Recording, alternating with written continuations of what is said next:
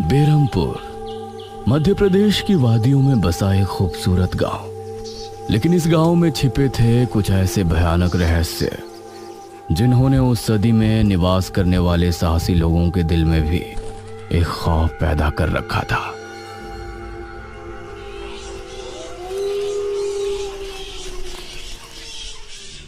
आज तो बहुत दिनों के बाद मित्रों से मिलना हो रहा है, बहुत आनंद आएगा।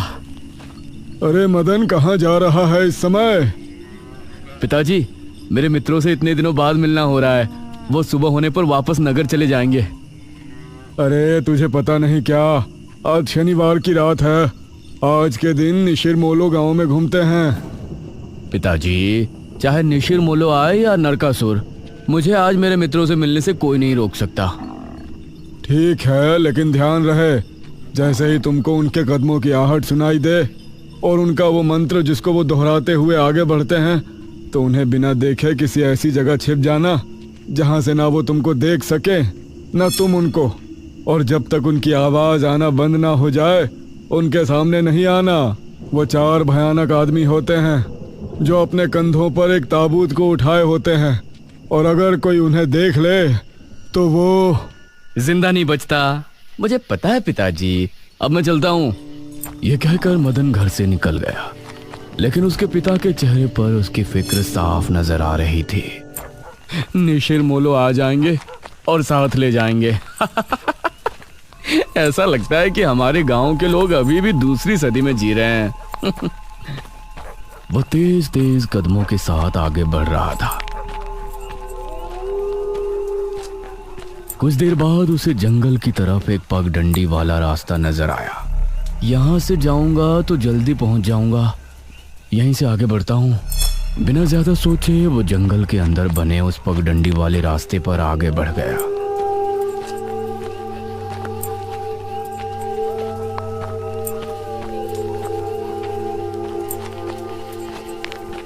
आज तो बहुत मजा आने वाला है, मिलकर खूब मदिरा पान भी करेंगे। तभी उसे भारी कदमों की आहटों के साथ कुछ आवाजें सुनाई देने लगी। इन आहटों और आवाजों को सुनकर वह एकदम से चौंक पड़ा और उसकी आंखें डर से बड़ी हो गईं। हे भगवान! वो जल्दी से झाड़ियों की तरफ भागा और उनमें छिपकर बैठ गया। वो झाड़ियों की ऊंट में बैठा लंबी लंबी सांस ले रहा था।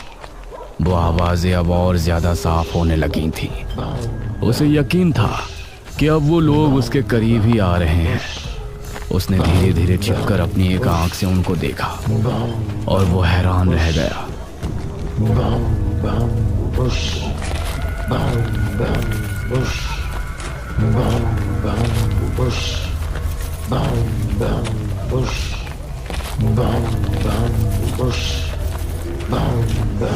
हे भगवान, मैंने इन्हें देख लिया। हाँ। मदन पूरी तरह से झाड़ियों में छिप गया और कुछ देर अपनी सांस तक रोके वहां छिपा रहा। फिर उसने धीरे से झांक कर देखा तो अब वो लोग कहीं नजर नहीं आ रहे थे। हाँ, लगता है चले गए। वो वहां से निकला और दोनों तरफ देखा तो वहां कोई नजर नहीं आया। हाँ, शुक्र है भगवान। उसने एक कदम बढ़ाया ही था कि तभी उसे फिर से वही आवाजें अपने ठीक पीछे से सुनाई देने लगी। उसने एक झटके से पलटकर देखा तो वो चारों ताबूत वाले शख्स ठीक उसके पीछे खड़े थे।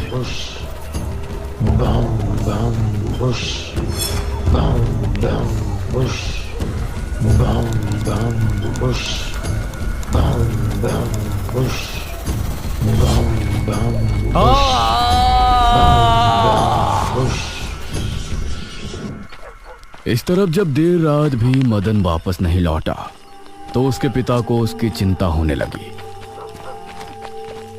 उसने गांव के एक आदमी विपुल को साथ लिया और जंगल की तरफ रवाना हुआ।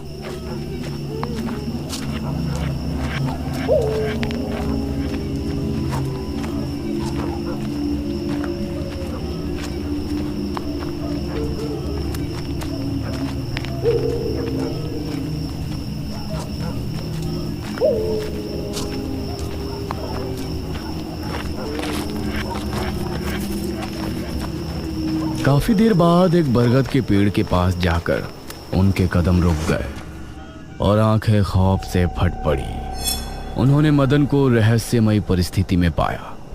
उसके चेहरे पर डर और आंखों में खौफ ऐसा नजर आ रहा था कि जैसे उसने हादसे से पहले बहुत ही भयानक मंजर देखा हो। मदन! 400 साल बाद अंधेरा जंगल, सुनसान रास्ता, चारों तरफ सिर्फ पेड़ पौधे और कोहरा। मेघना उनके बीच अकेली खड़ी थी। कोई है क्या? यहाँ कोई है? उसने कुछ कदम आगे बढ़ाए। उसके सवाल का कोई जवाब तो उसे नहीं मिला, लेकिन कुछ टपकने की टप टप की आवाज अब उसे बराबर आ रही थी। मैं यहाँ क्या कर रही हूँ? कौन लाया है मुझे यहाँ पर? वो खुद को वहां पाकर बहुत परेशान थी। तभी उसने देखा कि कोई चीज उड़ती हुई उसी की तरफ आ रही है। वो उसे हैरानी से देखने लगी। पास आने पर पता चला कि वो कोई विशालकाय भयानक पक्षी था। बचाओ! मेघना उससे बुरी तरह से डरकर भागने लगी और वो उसका पीछा कर रहा था। मेघना ने उसे पीछे पलटकर देखा तो वो उसको पकड़ने ही वाला था, लेकिन तभी मेघना एक पेड़ से टकराई। उसने देखा कि उस पेड़ से हरे रंग का पानी टपक कर नीचे गिर रहा था। मेघना उस हरे पानी को गौर से देख रही थी। तभी अरे ओ मेघना, उठ जा यार, कब तक सोएगी? मेघना आंखें मलते हुए नींद से जागी। उसने देखा कि सुबह के 9 बज चुके थे। ओह शिट, हम तो लेट हो गए। तूने मुझे उठाया क्यों नहीं? मेघना अपनी एक पार्टनर इशिता के साथ दिल्ली में रह रही थी, जहां वो एक लैब में काम किया करती थी। दोनों ने साथ नाश्ता किया और फिर तैयार होकर अपनी लैब के लिए निकल गई।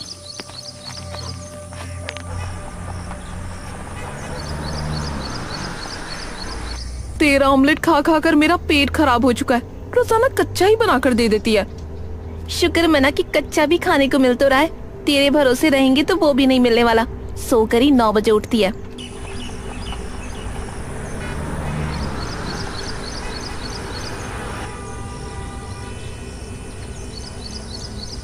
ये दोनों लैब में पहुंची और वहां जाते ही इशिता के पास प्रोफेसर जयदेव की कॉल आई। तुम दोनों ने इस बार बहुत समय ले लिया है। जो एंटीडोट बनाने का काम तुमको दिया था वो पूरा करोगे या नहीं? प्रोफेसर साहब, बस ये समझ लीजिए कि काम होने ही वाला है। आप हमें 3 दिन का समय और दीजिए। ये कहकर उसने कॉल काट दिया। तो इतने दिनों से प्रोफेसर को घुमा रही है, आखिर तो ये एंटीडोट तैयार करेगी कैसे?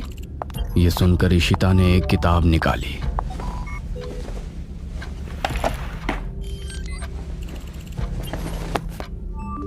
यार देख ये किताब, इसमें बहुत से ऐसे लिक्विड के बारे में लिखा है जिनकी कहानी पुरानी दंत कथाओं और लोक कथाओं से जुड़ी है। तो तू कहना क्या चाहती है? मुझे इस किताब में बहुत ही अनोखे लिक्विड के बारे में पता चला है, जिसे मृत्युंजय अमृत कहते हैं। हम उस लिक्विड का टेस्ट करेंगे और अगर वो हमारे काम का निकला तो उसे यूज भी कर सकते हैं। मृत्युंजय अमृत? देख, मैं तेरे साथ कहीं नहीं जाने वाली हूँ। ये सब बातें बकवास होती हैं। अरे देख तो सही, इस पेड़ से हर पूर्णमासी की रात ये हरा लिक्विड टपकता है। तभी मेघना ने देखा कि उस पन्ने पर किसी मृत्युंजय अमृत के बारे में लिखा था और उसमें ठीक वही पेड़ दिखाया गया था जो मेघना रोजाना अपने सपने में देखा करती थी। मतलब उस हरे पानी की बात ही इस किताब में लिखी थी। हे भगवान, क्यों हिला डाला ना? है ना इंटरेस्टिंग? मेघना ने कुछ सोचा और फिर जवाब दिया, हाँ, तो हम दोनों कल ही बीरमपुर गांव के लिए निकलते हैं।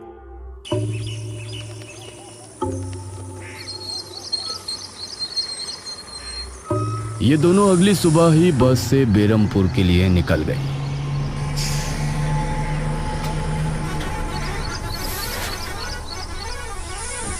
वैसे एक बात बता, तू मेरे साथ वहां जाने के लिए एक ही बार में कैसे राजी हो गई?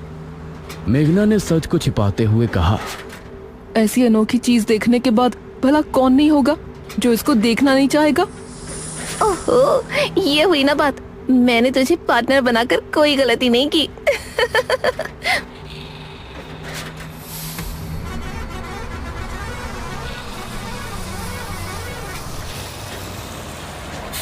ये दोनों 5 घंटे के सफर के बाद एक जगह उतरी। इनके ठीक सामने एक बड़ा सा गेट था जिस पर नाम लिखा था बेरमपुर। इशिता और मेघना ने जैसे ही गेट के अंदर कदम रखा तो अचानक से मौसम बदला।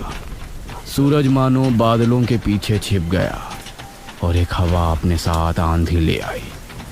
अरे वाह, गांव का मौसम तो बहुत ठंडा है। इधर गांव के लोग भी अचानक बदलते मौसम को देखकर हैरान रह गए। अरे ये क्या, अभी तक तो काफी गर्मी थी, ये अचानक आंधी कहां से आ गई? मुखिया जी, लगता है बारिश भी जरूर आएगी। इधर मेघना और इशिता दोनों ही गांव की तरफ बढ़ रही थी। यार, ये गांव के लोग ठीक तो होंगे ना? गांव के लोग तो ठीक ही होते हैं, अजीब तो हम शहर वाले होते हैं। ये बात तो तूने बिल्कुल पते की कही। इशिता और मेघना दोनों गांव के चौक पर पहुंची। वहां एक कुआं भी था और वहीं मुखिया भी 2 आदमियों के साथ खड़ा था। अरे बच्चियों, तुम दोनों कौन हो? अब नमस्ते जी, मेरा नाम इशिता है और ये है मेरी दोस्त मेघना। अच्छा बेटा, वैसे हमारे गांव में किस वजह से आना हुआ? वो असल में वो अंकल, हम लोगों को अपनी स्टडी के लिए 5 गांवों के बारे में लिखना है, इसलिए हम लोग यहाँ आए हैं। इसके बाद और 4 गांवों में जाएंगे। ओह अच्छा, फिर तो ठीक है बच्चों, हम तुम्हारी जितनी हो सके उतनी मदद करेंगे। जी अंकल, क्या हमें यहाँ कुछ दिन के लिए रहने के लिए कोई घर मिलेगा किराए पर? अरे बच्चों, तुमको किराए की घर की क्या जरूरत है? तुम दोनों जब तक चाहो मेरे ही घर में रह सकती हो। ठकुराइन वैसे भी लड़कियों से बहुत प्यार करती है। जी शुक्रिया अंकल।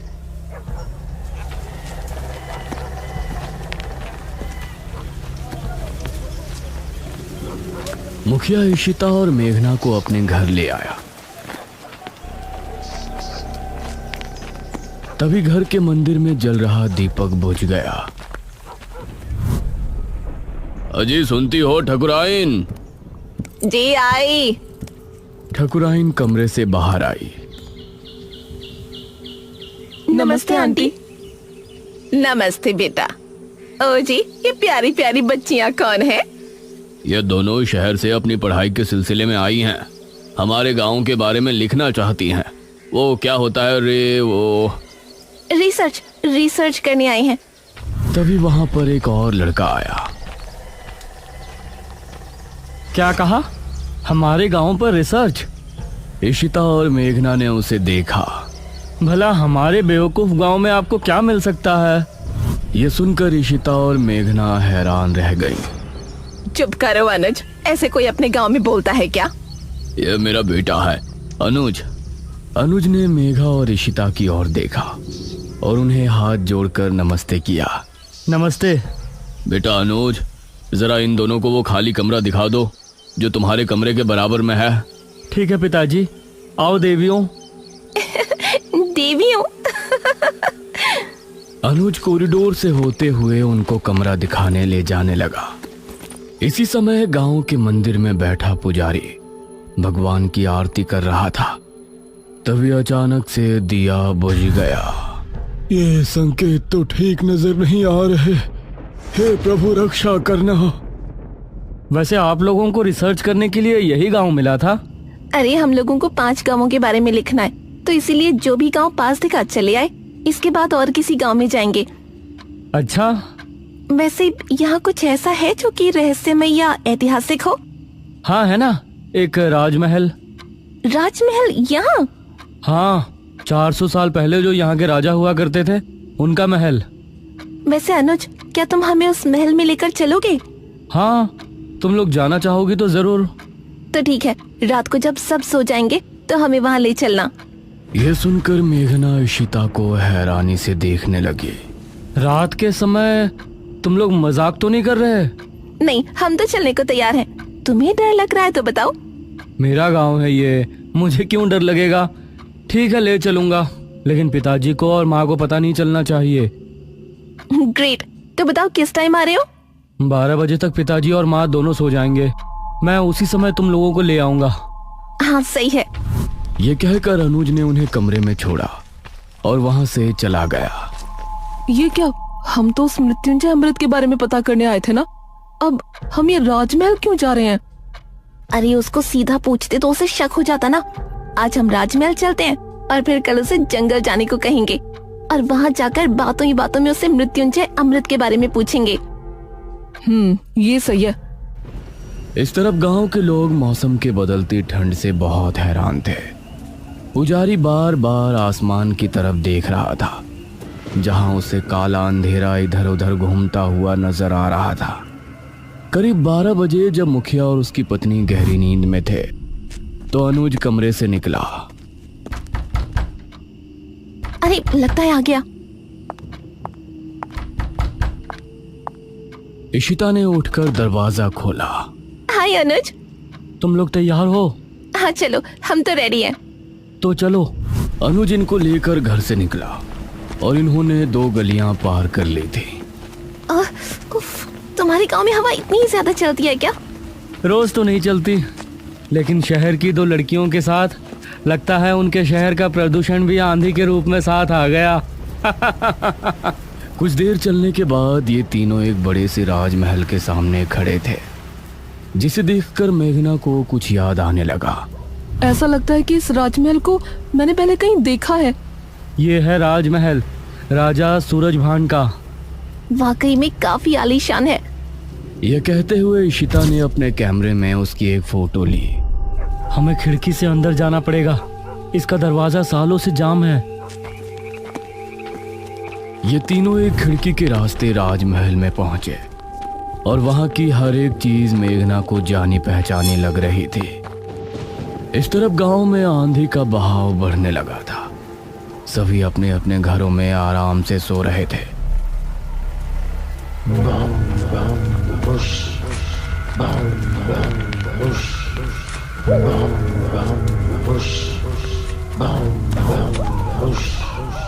अरे ये आवाज तो निशिरमोलो। गांव के सभी लोगों के दिलों में खौफ उतर आया। उसी समय मुखिया के कमरे में गांव का पुजारी हड़बड़ाता हुआ पहुंचा। मुखिया जी उठिए। मुखिया चौंकता हुआ नींद से जागा। क्या हुआ पुजारी जी, इतनी रात में आप?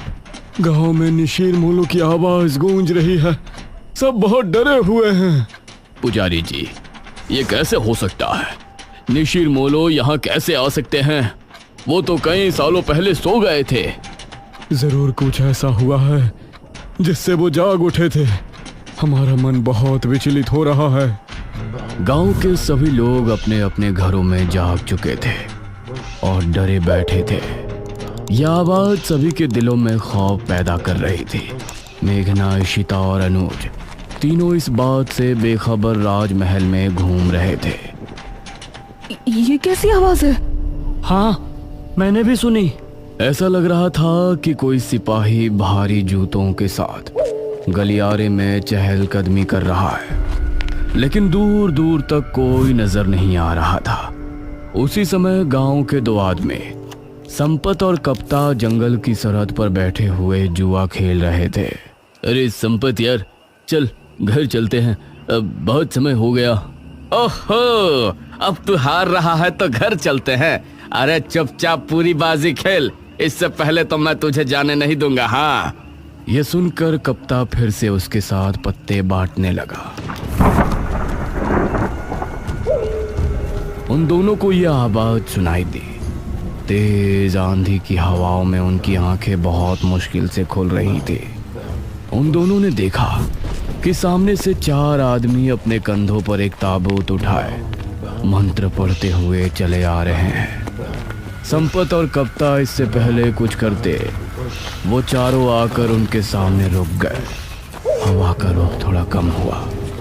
वो चारों अपनी लाल चमकती आंखों से संपत और कप्ता को घूर रहे थे। इधर इशिता, मेघना और अनुज को एक दरवाजा खुलने की तेज आवाज सुनाई दी और वो चौंक पड़े। न जाने उस दरवाजे से कौन निकला, जिसको देखकर ये तीनों चौंक पड़े। वहीं संपत और कप्ता के सामने खड़े वो चारों शख्स जो कि निशूर मोलो थे। उनके कंधों पर रखा ताबूत खुल गया और उसके खुलते ही संपत और कप्ता की चीख पूरे गांव के लोगों ने सुनी, जिसे सुनकर सभी गांव के लोग डर गए। ये किसकी चीख थी जी? निशिर मोलो, ये चीख किसी अनहोनी की संकेत थी। निशिर मोलो आखिर कौन है? क्या है मृत्युंजय अमृत? और क्या संबंध है मेघना का इन सब से? इन सभी सवालों के जवाब जानने के लिए हमारे साथ जुड़े रहिए इस कहानी के अगले भाग में भी।